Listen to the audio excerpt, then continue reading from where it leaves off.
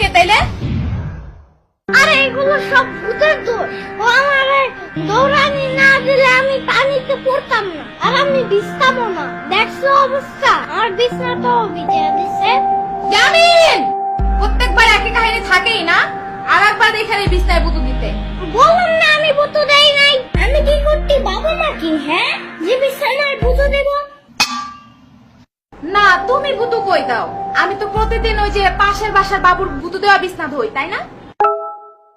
আরেকবার যদি বুতু বুতু করো না তাইলে কিন্তু এখন সত্যি সত্যি বুতু দেব, দেখো।